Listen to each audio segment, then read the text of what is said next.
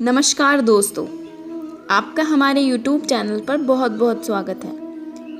आज हम आपके लिए लेकर आए हैं श्रीमद् भगवद गीता का 13वां अध्याय क्षेत्र क्षेत्रज्ञ विभाग योग। इससे पहले अगर आपने हमारे चैनल को सब्सक्राइब नहीं किया है तो हमारे चैनल को सब्सक्राइब कर लीजिए। तो चलिए शुरू करते हैं। अर्जुन ने कहा, हे कृष्ण, मैं प्रकृति एवं पुरुष, क्षेत्र क्षेत्रज्ञ तथा ज्ञान एवं ज्ञेय के विषय में जानने का इच्छुक हूँ।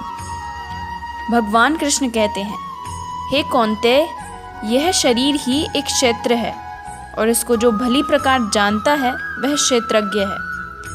तात्पर्य यह है कि अर्जुन प्रकृति, पुरुष, क्षेत्र, क्षेत्रज्ञ, ज्ञान तथा ज्ञेय के विषय में जानने का इच्छुक था। जब उसने इन सब के विषय में पूछा तो कृष्ण ने कहा, यह शरीर क्षेत्र कहलाता है और इस शरीर को जानने वाला क्षेत्रज्ञ है। यह शरीर बद्ध जीव के लिए कार्य क्षेत्र है। बद्ध जीव इस संसार में बंधा हुआ है और वह भौतिक प्रकृति पर अपना प्रभुत्व प्राप्त करने का प्रयत्न करता है। शरीर इंद्रियों से बना हुआ है। जीव इंद्रिय तृप्ति चाहता है और इंद्रिय तृप्ति को भोगने की क्षमता के अनुसार उसे शरीर या कर्म क्षेत्र प्रदान किया जाता है। जो व्यक्ति अपने आप को शरीर मानता है वह क्षेत्रज्ञ कहलाता है। हे अर्जुन, तू सब क्षेत्रों में क्षेत्रज्ञ मुझे ही जान, अर्थात मैं ही क्षेत्रज्ञ हूँ। यह क्षेत्र और क्षेत्रज्ञ का तत्व ऋषियों द्वारा बहुत प्रकार से गायन किया गया है। नाना प्रकार से वेदों की मंत्रणा द्वारा विभाजित करके भी कहा गया है तथा विशेष रूप से निश्चित किए हुए युक्ति युक्त ब्रह्म सूत्र के वाक्यों द्वारा भी वही कहा गया है। अर्जुन, पंच महाभूत पृथ्वी, जल, अग्नि, आकाश, वायु तथा अहंकार, बुद्धि और चित्त उपयुक्त आठों अष्टधा मूल प्रकृति है। 10 इंद्रियां, आँख, कान, नाक, त्वचा, जिह्वा, हाथ, पैर, उपस्थ, गुदा, वाक, एक मन और 5 इंद्रियों के विषय रूप, रस, गंध, शब्द, स्पर्श तथा इच्छा, द्वेष, सुख, दुख और सबका समूह है स्थूल देह का यह पिंड, चेतना, धैर्य। इस प्रकार यह क्षेत्र विकारों सहित संक्षेप में कहा गया। संक्षेप में यही क्षेत्र का स्वरूप है जिसमें बोया हुआ भला और बुरा संस्कारों को रूप में उगता है। शरीर ही क्षेत्र है। शरीर में गारा मसाला किस वस्तु का है? तो यही 5 तत्व, 10 इंद्रियां, एक मन, इन सबका सामूहिक संगठन पिंड शरीर है। जब तक ये विकार रहेंगे तब तक यह पिंड विद्यमान रहेगा, क्योंकि ये विकारों से बना है। हे अर्जुन, मान अपमान का अभाव, दंभाचरण का अभाव, अहिंसा अर्थात अपनी तथा अन्य किसी की आत्मा को कष्ट न देना अहिंसा है। क्षमा भाव, मन वाणी की सरलता, आचार्य उपासना अर्थात श्रद्धा भक्ति सहित सद्गुरु की सेवा और उनकी उपासना। पवित्रता, अंतःकरण की स्थिरता, मन और इंद्रियों सहित शरीर का निग्रह और इस लोक और परलोक में देखे सुने भोगों में आसक्ति का अभाव, अहम का अभाव तथा जन्म, मृत्यु, वृद्धावस्था, रोग और योगादि में दुख दोष की बारंबार चिंतन, पुत्र, स्त्री, धन, गृह आदि में आसक्ति का अभाव, प्रिय तथा अप्रिय की प्राप्ति में चित्त का सदैव सम रहना, मेरे प्रति निरंतर अनन्य भक्ति, एकांत स्थान में रहने की इच्छा, जन समूह से विलगाव, आत्म साक्षात्कार की महत्ता को स्वीकारना तथा परम सत्य की दार्शनिक खोज, इन सबको मैं ज्ञान घोषित करता हूँ और इनके अतिरिक्त जो भी है वह सब अज्ञान है। हे अर्जुन, जो जानने योग्य है तथा जिसे जानकर मरण धर्मा मनुष्य अमृत तत्व को प्राप्त होता है उसे अच्छी प्रकार कहूँगा। वह आदि रहित परम ब्रह्म न सत कहा जाता है और न असत ही कहा जाता है, क्योंकि जब तक वह अलग है तब तक वह सत है और जब मनुष्य उसमें समाहित हो गया तो कौन किससे कहे, एक ही रह जाता है, दूसरे का भान नहीं। ऐसी स्थिति में वह ब्रह्म न सत है न असत है, बल्कि जो स्वयं सहज है वही है। वह ब्रह्म सब ओर से हाथ पैर वाला, सब ओर से नेत्र, सिर और मुख वाला तथा सब ओर से श्रोत वाला है, सुनने वाला है, क्योंकि वह संसार में सबको व्याप्त करके स्थित है। वह संपूर्ण इंद्रियों के विषयों को जानने वाला है, फिर भी सब इंद्रियों से रहित है।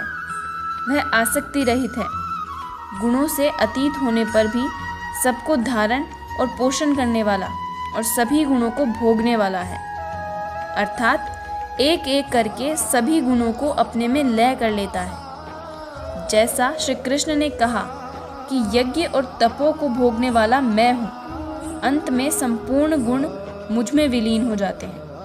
वह ब्रह्म सभी जीवधारियों के बाहर भीतर परिपूर्ण है। चर और अचर रूप भी वही है। सूक्ष्म होने से वह दिखाई नहीं पड़ता, अविज्ञेय है, मन इंद्रियों से परे है तथा अति समीप और दूर भी वही है। अधिभाज्य होकर भी वह संपूर्ण चराचर भूतों में अलग अलग के सदृश प्रतीत होता है। वह जानने योग्य परमात्मा समस्त भूतों को उत्पन्न करने वाला, भरण पोषण करने वाला और अंत में संहार करने वाला है। यहाँ बाध्य और आंतरिक दोनों भावों की ओर संकेत किया गया है। जैसे बाहर जन्म और भीतर जागृति, बाहर पालन और भीतर योग क्षेम का निर्वाह, बाहर शरीर का परिवर्तन और भीतर सर्वस्व का विलय, अर्थात भूतों की उत्पत्ति के कारणों का लय और उस लय के साथ ही अपने स्वरूप को प्राप्त हो जाता है। यह सब उसी ब्रह्म के लक्षण हैं। वह ज्ञेय ब्रह्म ज्योतियों का भी ज्योति है, तम से अति परे कहा जाता है।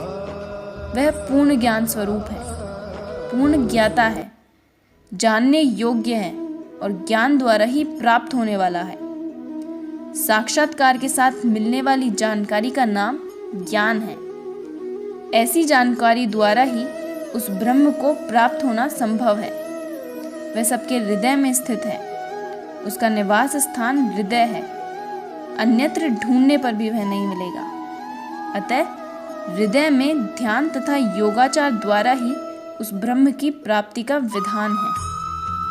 हे अर्जुन, बस इतना ही क्षेत्र, ज्ञान तथा जानने योग्य परमात्मा का स्वरूप संक्षेप में कहा गया। इसे जानकर मेरा भक्त मेरे साक्षात स्वरूप को प्राप्त होता है। इस प्रकार योगेश्वर श्री कृष्ण ने जिसे क्षेत्र कहा था, उसी को अब प्रकृति और क्षेत्रज्ञ को पुरुष शब्द से इंगित करते हैं। हे अर्जुन, यह प्रकृति और पुरुष दोनों को ही तू अनादि जान तथा संपूर्ण विकार त्रिगुणमयी प्रकृति से उत्पन्न हुआ जान। प्रकृति समस्त भौतिक कारणों तथा कार्यों की हेतु कही जाती है और जीव यानी कि पुरुष इस संसार में विविध सुख दुख को भोग का कारण कहा जाता है। इस प्रकार जीव प्रकृति के 3 गुणों का भोग करता हुआ प्रकृति में ही जीवन बिताता है। यह उस प्रकृति के साथ उसकी संगति के कारण है। इस तरह उसे उत्तम तथा अधम योनि मिलती रहती है। फिर भी इस शरीर में एक अन्य दिव्य भोक्ता है जो ईश्वर है, परम स्वामी है और साक्षी तथा अनुमति देने वाले के रूप में विद्यमान है, जो परमात्मा कहलाता है। जो व्यक्ति प्रकृति, जीव तथा प्रकृति के गुणों के अंतःक्रिया से संबंधित इस विचारधारा को समझ लेता है, उसे मुक्ति की प्राप्ति सुनिश्चित है। उसकी वर्तमान स्थिति चाहे जैसी हो, यहाँ पर उसका पुनर्जन्म नहीं होगा। हे अर्जुन, कुछ लोग परमात्मा को ध्यान के द्वारा अपने भीतर देखते हैं, तो दूसरे लोग ज्ञान के अनुशीलन द्वारा और कुछ ऐसे हैं जो निष्काम कर्म योग द्वारा देखते हैं। ऐसे भी लोग हैं जो यद्यपि आध्यात्मिक ज्ञान से अवगत नहीं होते, पर अन्यों से परम पुरुष के विषय में सुनकर उनकी पूजा करने लगते हैं। ये लोग भी प्रामाणिक पुरुषों से श्रवण करने की मनोवृत्ति होने के कारण जन्म तथा मृत्यु के पथ को पार कर जाते हैं। हे भरत श्रेष्ठ, यह जान लो कि चर तथा अचर जो भी तुम्हें अस्तित्व में दिख रहा है वह प्रकृति और पुरुष का संयोग मात्र है। शाश्वत दृष्टि संपन्न लोग यह देख सकते हैं कि अविनाशी आत्मा दिव्य शाश्वत गुणों से अतीत है। हे अर्जुन, भौतिक शरीर के साथ संपर्क होते हुए भी आत्मा न तो कुछ करता है और न लिप्त होता है। यद्यपि आकाश सर्वव्यापी है, किंतु अपनी सूक्ष्म प्रकृति के कारण किसी वस्तु से लिप्त नहीं होता। इसी तरह ब्रह्म दृष्टि में स्थित आत्म शरीर में स्थित रहते हुए भी शरीर से लिप्त नहीं होता। हे भरतपुत्र, जिस प्रकार सूर्य अकेले इस सारे ब्रह्मांड को प्रकाशित करता है, उसी प्रकार शरीर के भीतर स्थित आत्मा सारे शरीर को चेतना से प्रकाशित करता है। जो लोग ज्ञान के चक्षुओं से शरीर तथा शरीर के ज्ञाता के अंतर को देखते हैं और भव बंधन से मुक्ति की विधि को भी जानते हैं, उन्हें परम लक्ष्य प्राप्त होता है। तो दोस्तों, श्रीमद् भगवद गीता का 13वां अध्याय यहीं पर समाप्त होता है। अगर आपने हमारे 12वें अध्याय का वीडियो नहीं देखा है तो उसका लिंक भी आपको नीचे मिल जाएगा, उसे भी ज़रूर देखिएगा। धन्यवाद। जय हिंद। वंदे मातरम।